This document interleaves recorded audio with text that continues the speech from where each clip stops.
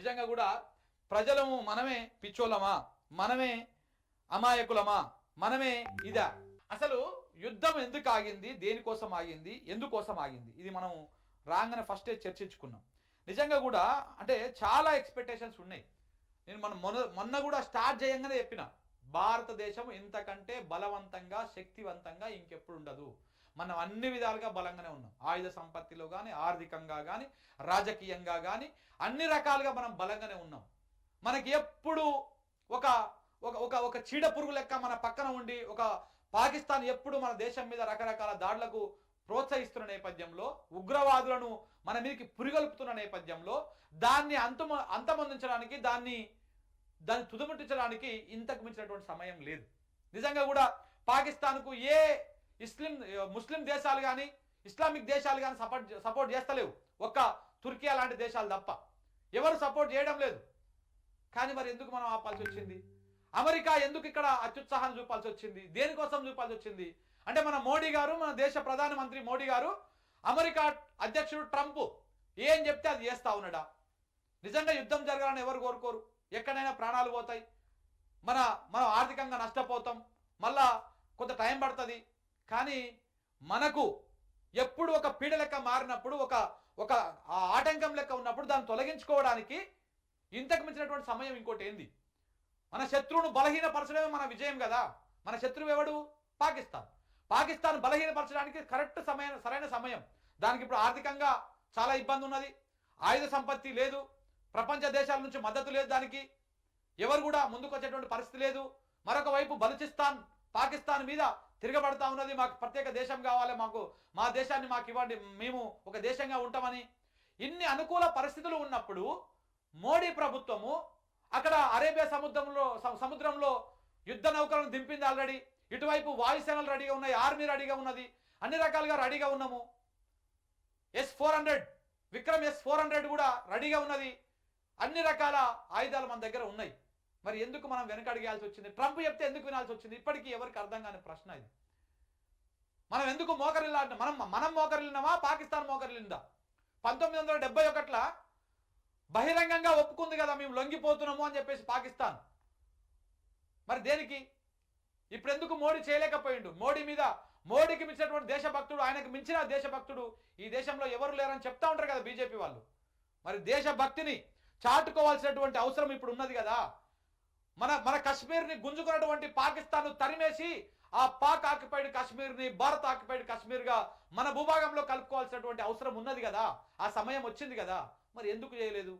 దేనికోసం చేయలేదు? ఇవాళ మోడీకి సపోర్ట్ చేయలేదా? ఏ రాష్ట్రం సపోర్ట్ చేయలేదు చెప్పండి? మోడీకి అన్ని రాష్ట్ర ప్రభుత్వాలు సపోర్ట్ చేస్తాయి అవుట్ రేట్గా. ఈ పార్టీ ఆ పార్టీ ఈ పార్టీ అని కాదు, మొత్తం అందరూ అవుట్ రేట్గా సపోర్ట్ చేశారు. చలో మీరు యుద్ధం చేయండి, మేము కలిసి వస్తాం మీతో పాటు అని చెప్పేసి ప్రజలు కూడా సిద్ధమయ్యారు. మానసికంగా ప్రజలు కూడా మోడీకి సపోర్ట్ చేసిరు. ఇంత బలంగా దేశం ఇంకెప్పుడు ఉండదు అని చెప్తుండే కదా. నిజంగా ఇంత బలంగా ఎప్పుడు ఉండదు. మరి ఎందుకు చేయలే? దేనికోసం చేయలే? పాకిస్తాన్ మీడియా ఒకటి క్లెయిమ్ చేసుకుంటా ఉన్నది. ఏం క్లెయిమ్ చేసుకుంటా ఉన్నది? అక్కడ పాక్ ప్రధాని ఒక ప్రెస్ మీట్ పెట్టి మేమే గెలిచినాము, మా దగ్గర వాళ్ళు శరణకు వచ్చిరని చెప్పేసి వాళ్ళు క్లెయిమ్ చేస్తూ ఉన్నారు. ఇది మన దేశానికి, ఇది మన దేశ గౌరవానికి ఇది భంగం వాటిల్లినట్టు కాదా? ప్రధానమంత్రి మోడీ గారు కానీ బీజేపీ వాళ్ళు కానీ అర్థం చేసుకోవాలి కదా. ఒకసారి చూద్దాం. అక్కడ తుర్కియా కూడా దానికి సపోర్ట్ చేసింది. ఇవన్నీ ఉన్నాయి. ఇండియా శరణు కోరిందా, వాళ్ళు శరణు కోరిరా? ఒకసారి ఇక్కడ చూడండి, చాలా వీడియోలు ఉన్నాయి. ఏది పాకిస్తాన్ ఏం చెప్పింది?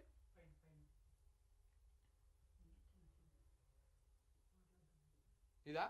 ఇగో दुश्मन के फौजी अड्डे, असलहे के अंबार और एयर बेसेस देखते ही देखते सब खंडरात बन गए. उनके राफेल हमारे शाहीनों के निशाने पर आए और अल्लाह के फजल से फेल हो गए. हमारी ये कार्रवाई उस बोसीदा नजरिए के खिलाफ थी. ఇలా సరే అని భాష మనకు అర్థమైతలేదు కానీ, ఇలా శత్రు దేశం మన మీద విజయం సాధించడమని వాళ్ళు ప్రచారం చేసుకుంటుంటే నిజంగా ఏ భారత పౌరుడు, ఏ దేశ భక్తుడు, ఈ దేశంలో పెట్టినటువంటి ఏ పౌరుడు కూడా దాన్ని అంగీకరించాడు. అసలు పాకిస్తాన్ అంతా దాని బతికెంత, మనం ఎంత, మన బలం ఎంత? ఎంత? వాళ్ళు చెప్పుకుంటున్నారు భారత్ను తుక్కుగా ఓడించినామని చెప్పేసి. ఓడించిర్రా? వాళ్ళు మన దగ్గరకు శరణు ఓడిరా? ఆ విషయాన్ని ఎందుకు మీరు చెప్తలేరు దేశానికి? చెప్పాలి కదా. ఇంకొకటి, ఇవాళ అమెరికా చెప్పినందుకు మీరు ఆపేసిరు. అమెరికా చెప్పినందుకు మీరు ఆపేస్తే ఇదే అమెరికా ఎంత 1 బిలియన్, ఇగో $1 బిలియన్ లోన్ ఇచ్చింది ఈ మొన్న రీసెంట్గా. $1 బిలియన్ లోన్ ఇచ్చింది అమెరికా నమ్మొచ్చా? ట్రంప్ నమ్మొచ్చా? మనకేమో వాడు సపోర్ట్ చేస్తాడు. ఫస్ట్ ఏం ప్రకటించింది అమెరికా?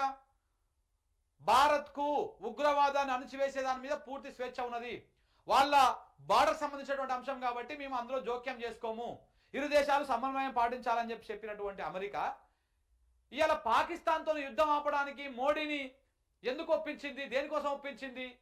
ఇక్కడ ఒప్పిస్తూనే ఉంటుంది. ఇక్కడ $1 బిలియన్ లోన్ని అమెరికా పాకిస్తాన్కి ఇస్తుంది. అంటే ఏం చెప్తుంది? పాకిస్తాన్కు నువ్వు భారతదేశం మీద యుద్ధం చెయ్యి అని చెప్పేసి వాళ్ళకి పైసలు ఇస్తుంది. ఇక్కడ మోడీ గారితో ఇక్కడ మాట్లాడి ఒప్పిస్తుంది. ఇది నిజంగా కూడా మన సైనికులను మనం ఒప్పుకోవాలి.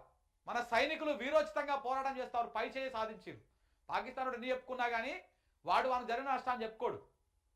ఎన్ని చెప్పుకున్నా కానీ మన వాళ్ళు ఏం చేసారో మన కళ్ళ ముంగల విజువల్స్ రూపంలో కనపడతా ఉన్నాయి. పాకిస్తాన్ ఎన్ని డ్రోన్లు లేపినా, ఎన్ని మిసైల్స్ లేపినా ఆకాశంలోనే గాల్లోనే వాటిని తుదముట్టించేసిరు, పేల్చేసిరు ఎక్కడికక్కడ.